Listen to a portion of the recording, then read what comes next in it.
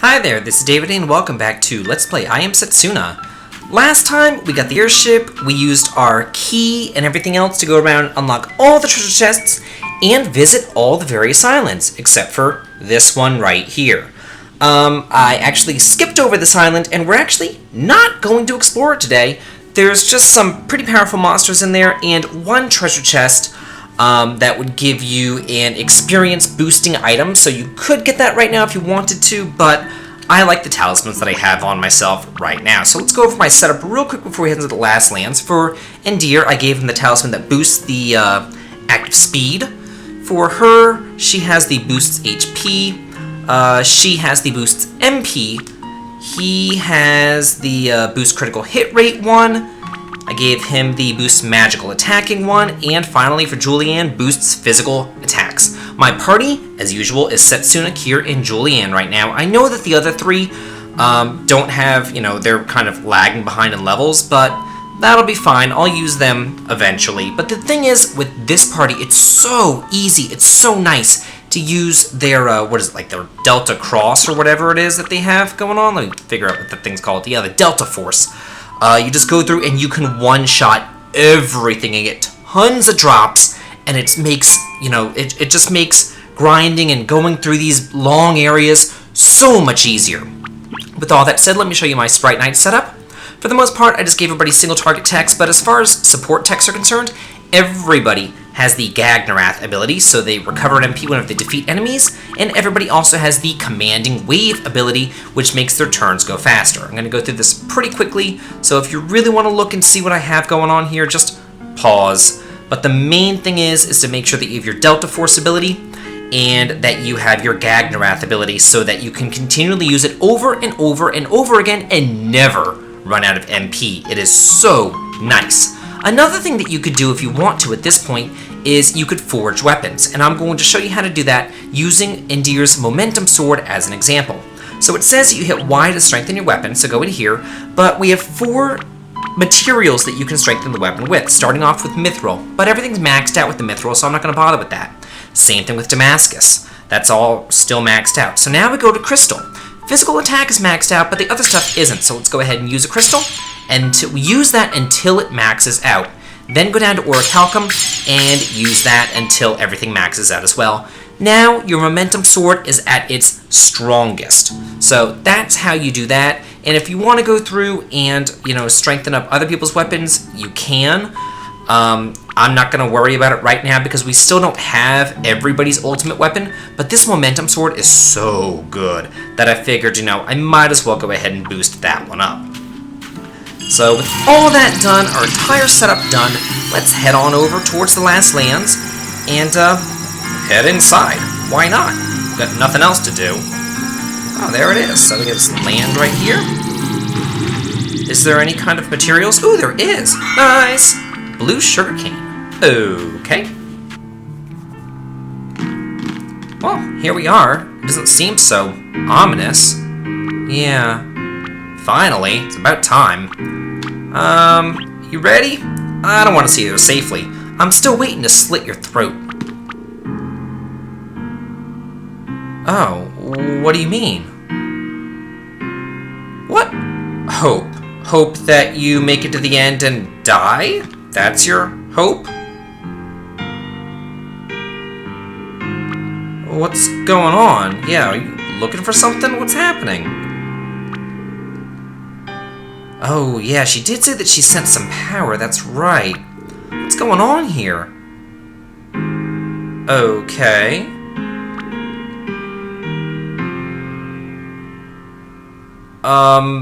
The sacrifices her life, and the monsters, I don't know, have a feast? Okay. Well, sounds like a plan, so let's get started and go on through here and fight some monsters and get some treasures! Okay, yeah, so same thing, just wait around till we can Delta Force the hell out of these guys. It's so nice, it's so good. Sometimes you get it where you automatically, start the turn with, what is it? A full gauge, so you don't have to, wait around and take hits in the meantime. But even if you do, just heal up with Setsuna with Cure 2, and you'll be fine. So let's just head on down over here. We have some more ingredients that we can pick up. Yeah, there's ingredients that last lands as well. And up here in the top left-hand corner, those are some Sprite Night-eaten monsters, so I'm not going to mess with them right now. You can kill them now if you want to, but I'm going to wait for a bonus episode to deal with all of them. Go ahead and equip that on Julian. It's pretty decent. And there's still a little bit more to explore in this area. Right over here, let's see if I can't get around these guys. I don't want to fight them either. Oh, get another ingredient. And these are also Sprite Night-eaten monsters, and I do not want to deal with them either. So go over here and get some treasure. Ooh, some elixirs. Nice. Make sure that you have, I would say, a good 15 to 20 Athenian waters. Especially if you don't have Endir in your party for Life or Life 2 or anything else like that.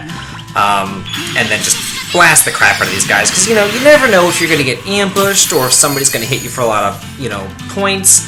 Or, if a boss just overtakes you or whatever. I mean, you don't have a lot of HP in this game, so having some revival items could come in handy. This guy is hard! If you start using your triple tech on him, it'll only deal roughly 300 damage. So the best way to deal with him is freezing him. Yeah, just use Icicle Lance with Julianne, and then just use single target techs against him. And Flare is amazing against him. Actually, Flare is really good against bosses just in general, because it ignores 50% of their defense. So by using single target techs with Julianne, like Jump, and that would deal roughly 200 something damage, Flare another 200, and Lightning about 100 damage. There's 500 damage, whereas your triple tech would only deal roughly 300 damage, and this guy has a ton of defense power, as well as a ton of HP. So, yeah, he's going to take quite a bit of time, but luckily, he doesn't attack you at all because he is susceptible to freeze. Before we go and head into the castle, go down there, grab that ingredient, and let's go on inside. What's going on? Can't we just open up the door? Hey, yes we can! But first we need to talk about things. What's that? Okay, go alone. I don't really care. I'll just go home and end the game right now. It's fine. Yeah, it really doesn't matter what you say. We have to go with her. Oh, but yeah, we kind of can. Well, actually, no, we can't, because we're kind of stuck here on this floating island, and we only have one airship, and there's 6 of us, so we have to leave together. Yeah. And everybody thinks that I'm joking. If they only knew. Yeah. Okay, let's go on inside. Oh, what's up, Julianne? What are you doing? Oh, have you ever been here before? I don't think that you've even... Yeah, I don't think that you've been here. Your parents were here, and they were, ran out, but you've never been here before. So what are you, reminiscing about? Anyway, head over to the left first. Destroy those guys, and we get another ingredient. And then we're going to head over towards the right as well. It's kind of strange how... is there anything under here? No. As I was saying, it's kind of strange how, the difficulty curve gets thrown on its head in late game in JRPGs. Huh, I wonder what that's all about. Let's see. You get talismans in the, the final dungeon and all that, but the ones that we got from opening up all the treasure chests are so much better than the ones that you get here. I don't know. I don't know what I'm trying to say. What are you guys trying to say? Yeah? That is a good question. How do you know that? Well, didn't she say before that she's been here? No. They never tell us anything in JRPGs. God forbid. Do you know something? Is this like a repeat of Wild Arms 5? where we're like going through like a time warp, because she said, you know, we've been here before or something. Let's see, just gonna stand around and wait for, hopefully that confusion won't screw up my triple tech. Oh wow, these guys are really, yeah, go ahead and go after these guys, man, because Kier doesn't have that much HP left. I'm gonna have to heal up after the next battle if I don't, you know, die, and also cure that confusion too, but I'll deal with all that off screen. But like I was saying, as far as, you know, the difficulty curve, it seems like at the very beginning of JRPGs, you have no money, you have no equipment, you have nothing, and then at the end, you can just one-shot everything. Oh. I guess go ahead and equip that on him. It actually doesn't matter if you equip that or not. I mean, it does increase your magic attack power by 3 points, and gives you that, like, HP absorbing ability, which I really don't care about. But it's just kind of strange, because, we're gonna be getting a new rod for him, like, really soon, like, within the next minute soon. So, why did they give, you know, 2 rods so close to each other? It's just odd. And yeah, blast the crap out of this guy, and continue on our way. This is the reason why I didn't show random battles at, like, the very end of Saga 3, and even Nostalgia, I didn't show the random battles at the very end of that too, because it was the same thing in both of those games. At the beginning, the random battles are harder than hell, and then you get to the end, and it's just, you know, one-shot city. It's just so strange, and just multiple JRPGs that do this. Yeah, and on the same floor, like, right next to it, we get the Mighty Chronos Staff. And yes, it does lower your magic attack by 3 points, but, you know, the Blood Rod only raised it by 3, but the main thing is that it makes the active time gauge run faster, so that he gets his turns faster. That's really nice. Oh, what's going on? Why are you stopped? Oh, what'd you remember? Yeah, what's the legend?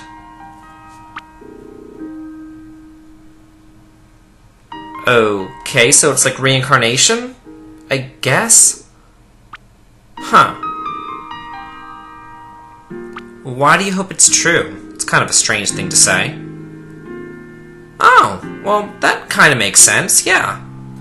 Well, let's continue moving and grooving right along. Thankfully, this dungeon is not complex at all. It's, you know, there are some, you know, forks in the road here and there, but it's not like, you know, hitting switches and building bridges and teleport mazes or anything else like that. It's very straightforward, and if there is a little fork, it's pretty much one room with a treasure chest at the end. So I like that, because as I get older, I appreciate more straightforward dungeons where you don't have to look at maps or have a guide right next to you or anything else like that. Like, it's just nice to have an easy, simple, straightforward dungeon that you can deal with on your own, using your own memory, without having to create maps, use grid paper, write down notes, anything else like that. So, yeah, I like it. I approve. So what do we got going on over here? More of these losers. Ooh, what's in here? Huh, some more crappy support Sprite Knight. Can't wait for this. Oh, huh. So it would be like timing attacks in Super Mario RPG. If you get hit, you can use momentum mode and it would reduce the damage. I would rather just use a triple tech and not get hit. But that's just me. Anyway, over here we have... oh, another gold mask. How are you, like, making food with gold masks and broken coins and crap like that? That doesn't make a lot of sense. You would think that they would all be, you know, ingredients. But, who knows. Oh, now we're gonna talk. We weren't gonna talk at the top of the stairs. It wasn't gonna be automatic. We'll talk over here. What? The center of the world and all civilization, I guess. Huh. Yeah, I guess so. Maybe. What do you want all that knowledge for? Oh, yeah. I totally and completely forgot about him and his, like, small, lifespan. Yeah. Yeah, screw you, Kier. It's gonna be a rough journey, especially because we're gonna abandon you. Oh, poor guy. Yeah, not mysterious, mischievous. I like it. I like it. Oh. Are you telling him to swallow monster blood? That's a really horrible thing to say. Oh. Okay. I'm sure everybody's gonna help you out. Once she becomes queen or whatever, he can join, the royal court and scholars and, read all the books and research, and I'm sure he'll find something.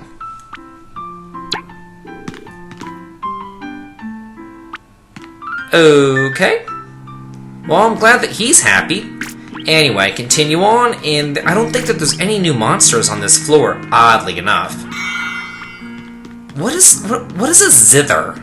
I don't know what that is, and it's just strange to me. Who knows? Go on down. Those stupid owls, they always run away. Every single time that I see those owls, they run away from me. They're little bitches. I can't stand them. Now, this sword, it's for... Oh. It's less physical attack? That sucks. Why would you ever give a physical hit or something that has less physical attack? That makes no sense at all. But I guess at this point in the game, you start getting more specialty weapons. Ooh, a save point. This is probably a pretty good time to end it off. So next time on Let's Play I Am Setsuna, we'll continue exploring the final dungeon. This has been David. If you like this, please like, comment, and subscribe. And have a good day.